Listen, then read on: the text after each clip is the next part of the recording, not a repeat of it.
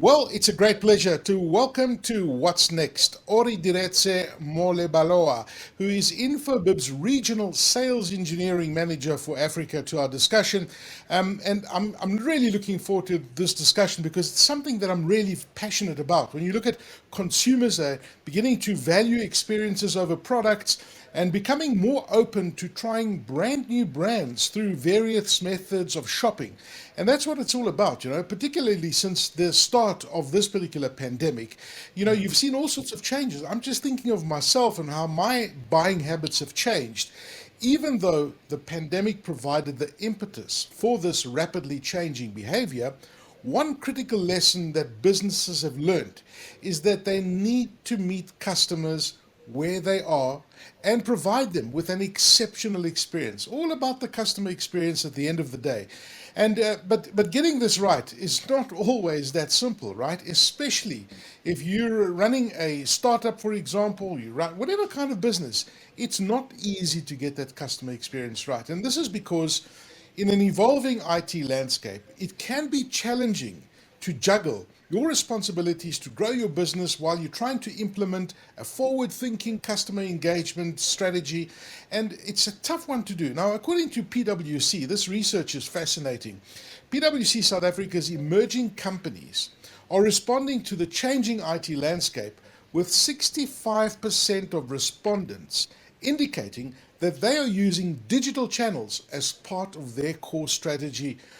Most emerging companies are using digital channels, including social media, to sell products and services and educate their customers about both their products and their brands.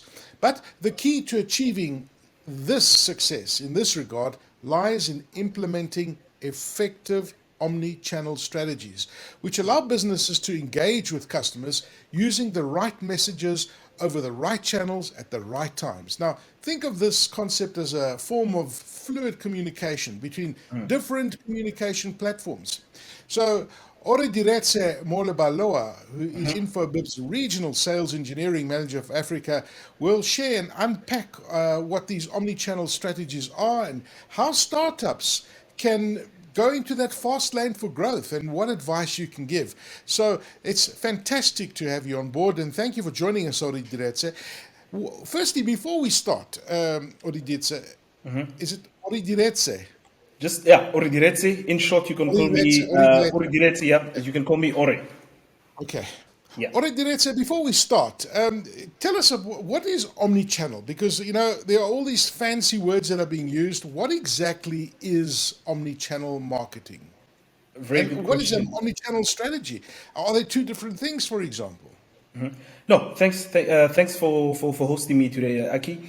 Just to answer your question, just at high level, omnichannel is a retailer's efforts to provide consistent, coordinated customer experience across all customer channels, right? So this could be WhatsApp, this could be Facebook Messenger, this could be the different touch points that they find useful to execute customer experience from their use cases. Okay, so basically it's how you connect. It's the different platforms you connect with your customers, right?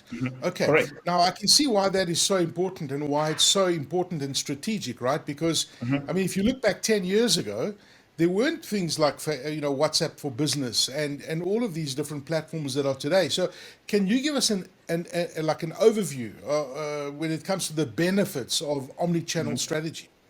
Yeah, sure. And I like the fact that you mentioned startups as well in this conversation, because an omnichannel strategy is no longer just relevant to big organizations. It's relevant to any kind of business.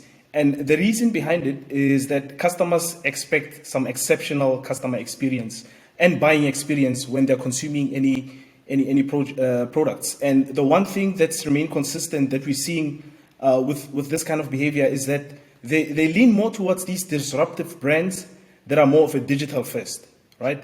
And what they expect from these kind of organizations is that they want to be offered remarkable customer experience, right? This could mean a smooth omnichannel experience where they get to communicate with the brand on the channel of their choice, and they expect what we call round-the-clock customer service. So a very good example of that is actually last year, due to the pandemic, I actually had to renew my license disc and I actually didn't go to any store, right? I just did it on WhatsApp, punched in my details, and within 2 or 3 days, my license disc was delivered. So that's the kind of luxury that customers are experiencing. Like you said, tracking back 10 years ago, this kind of a use case wouldn't have been executed. And in addition to that, they're very much expective of personalized communication. So bulk broadcasting isn't no longer as effective as it is if you apply hyper-personalization, right? So hyper-personalization is a concept where you really are targeted based on your activities and what you actually prefer. A good example of that would be, if you're watching a movie, these streaming platforms tend to actually even recommend what else you would like based on what you've watched. So that's the kind of hyper-personalizations, that we're seeing. And a very good formula to implementing an omni-channel strategy is firstly centralizing your customer data. Now, the reason behind that is, there's a lot of tools that organizations and also startups use to service a customer. It could be, the delivery of the package. It could be a platform that they use to check how well and great they're providing the service to the customer. But if you look at those different tools and consolidate them in a centralized way, this is something we are good at Infobip, where we have what we call a customer data platform, where all these different touch points within the organization is visualized in a way that you can actually get rich data enrichment and see information about a client, where you can really target certain use cases based on their preferences and based on that rich data. And then the second step, once you have consolidated all the data, is learning how to segment the data. So a very good example, again, Aki, is should a storm take place, your insurance knows where you're based, and therefore they will not just send bulk messaging to everybody else. They'll just send it specifically to you because they know how to segment based on age, based on location, and all these different type of ways to segment their customers. And then the third step would then be analyzing the customer experience, right? This is very important because the information that they're collecting, which is, in my opinion, not so invasive, but it still gets the job done, to understand how you're consuming the product, to understand the different stages from being onboarded to being an existing customer and being cross-sold and upsold these different products. They need to understand where the cracks are and how to best optimize these processes. So that's step number 3. And then the fourth one is getting feedback outside just the systems themselves. Now, a very good way of getting feedback from customers is, maybe you could sort of entice them with an incentive that if you purchase a specific product and you're willing to participate in a survey, you get 10% off, you get 5% off. In retails, they've got these loyalty cards that they use, which allows them to actually, see what kind of insights that they can get based on customer activities. And then lastly, gathering that feedback and optimizing the end-to-end life cycle, as I've mentioned in all those five steps.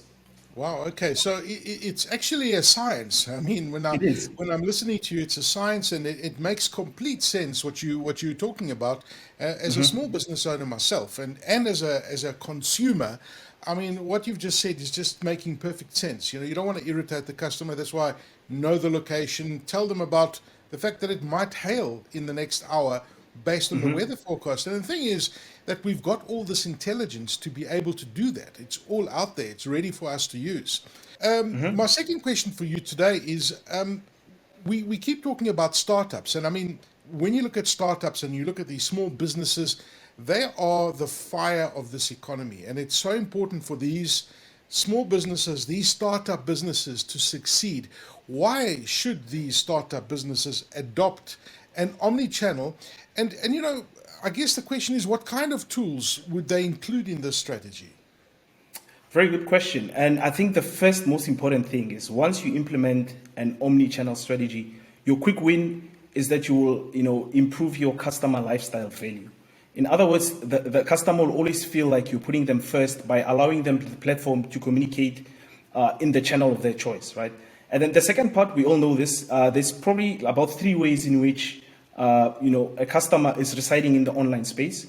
It's either the first one could be, it's either that they're shopping. The second one could be communicating with their loved ones. And then the third one, it could be that they're just sourcing information. Some might see it as shopping, but it's a different kind of, engaging with an online space. And what is important for each organization is to ensure that, they reside within that space where the customer is.